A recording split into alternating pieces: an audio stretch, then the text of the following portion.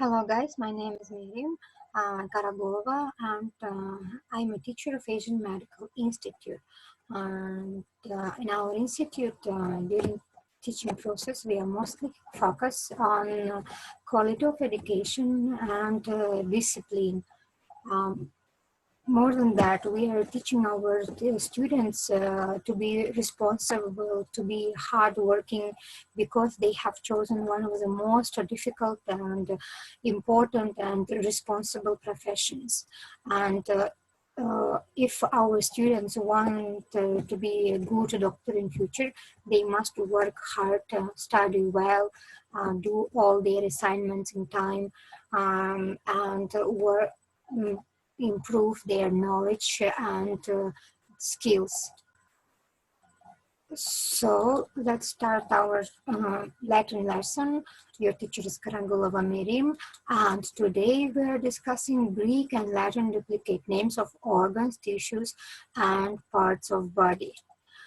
You know that the most part of clinical terminology is made up by compound terms, which can be divided into root, component elements, and affixes.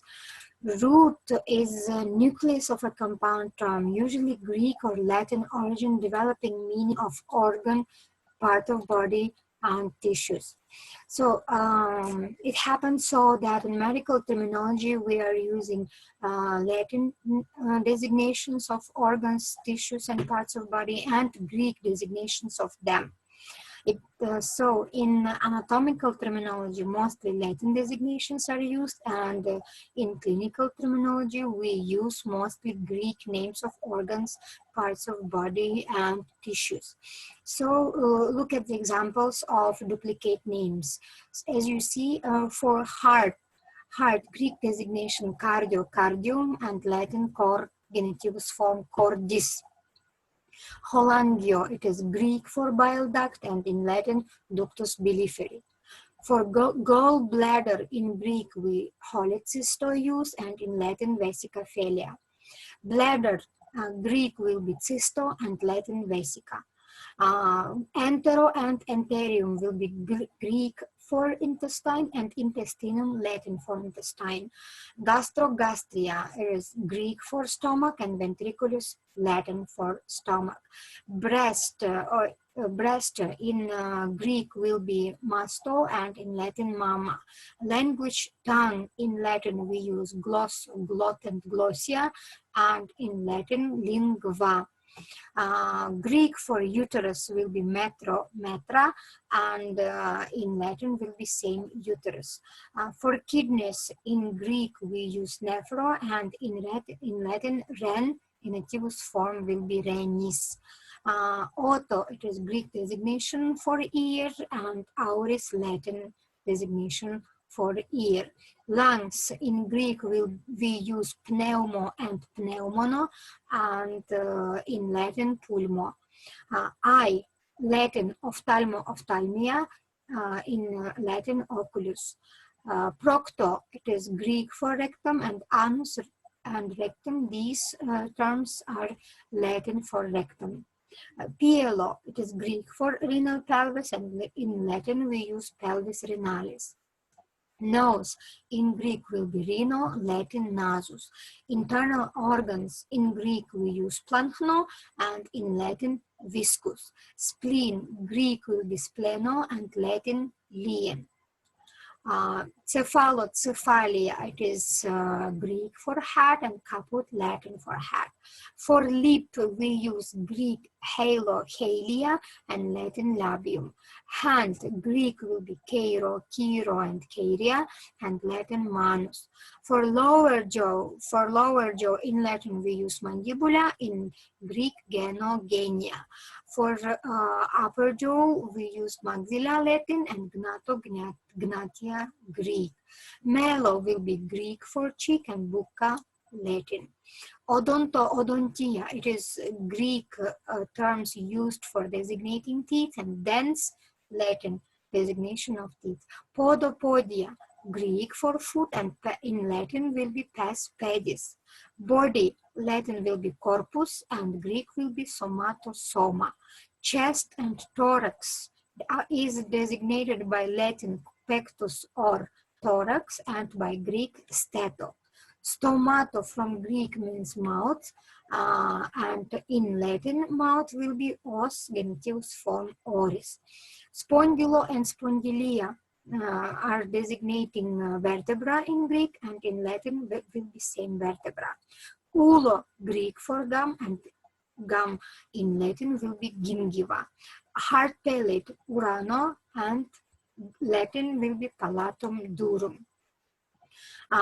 Gland is designated by adeno Greek and glandula Latin. Vessel in Greek will be angio and vas, and in Latin vasis. Arthro will be Greek for joints, and articulatio Latin for joints. Cartilage in Greek we say chondro, in Latin cartilago. Bile, in Latin we use two terms, fel and bilis, and Greek cholia. And cytus from Greek means cell, from Latin in Latin will be cellula. Dermia from Greek skin, and skin in Latin will be cutis. Blood, Latin sanguis, Greek hemato. Histo and histio, tissue in Greek, and textus, Latin for Greek. Hydro, Greek for sweat, and sudor, Latin for sweat. Lipo, Greek for fat, and fat tissue in Latin will be adipose. Litho and lithiasis, Greek for fat, for stone, and calculus, Latin for stone. Myelomyelia, bone marrow in Greek, and medulla spinalis, medulla osseum, Latin for bone marrow. Myomysium in Greek, designating muscle, and in Latin musculus. For nerves, we use neuro and neuri, Greek, and nervus, Latin. Onco from Greek tumor, and in Latin will be same tumor.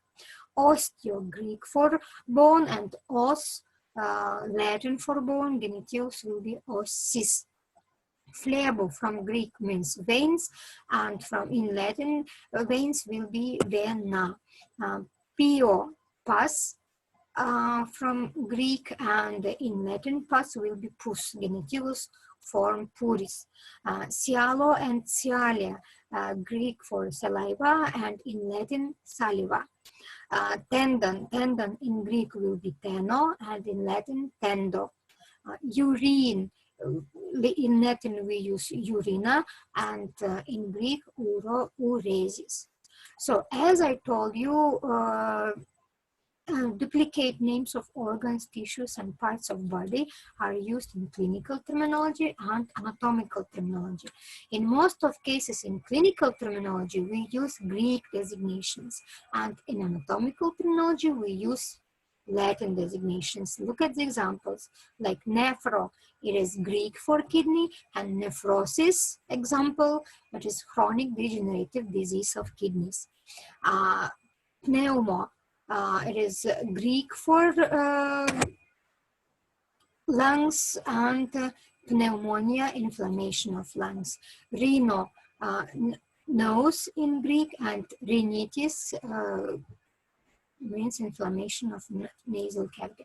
Then splanchno means internal cavities, and splanchnoptosis means downward displacement of internal organs. Next example, breast, mastopathy, it's any disease of breast. Odonto, teeth, odontoma, any tumor of teeth origin. And stomato, oral cavity, mouth, stomatology, branch of medicine specializing on studying oral cavities. Then hydro means sweat, and hydropiasis, formation of sweat. Now look use of Latin designations of same organs, tissues, and parts of body in anatomical terminology. Like you know that in Latin, kidney will be ren. From this Latin designation, we can construct term renal. Then pulmo, Latin designation of lungs, pulmonary. Nasus, Latin designation of nose, nasal, related to nose. Viscus, internal organ, visceral. related to internal organs. Mama, breast, mammary, related to breast, mammary gland, for example. Then dens, you know, it is Latin for teeth, and dental, related to teeth. Os, in its use form oris, mouth. From this term, we construct oral, related to mouth or oral cavity. Then sudor, it is Latin for sweat, and sudoriferous means carrying sweat, sudoriferous glands, for example.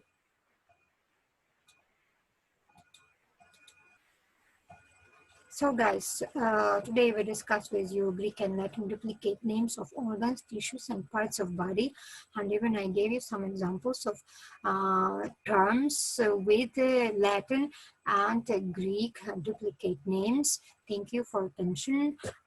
Goodbye. Good luck.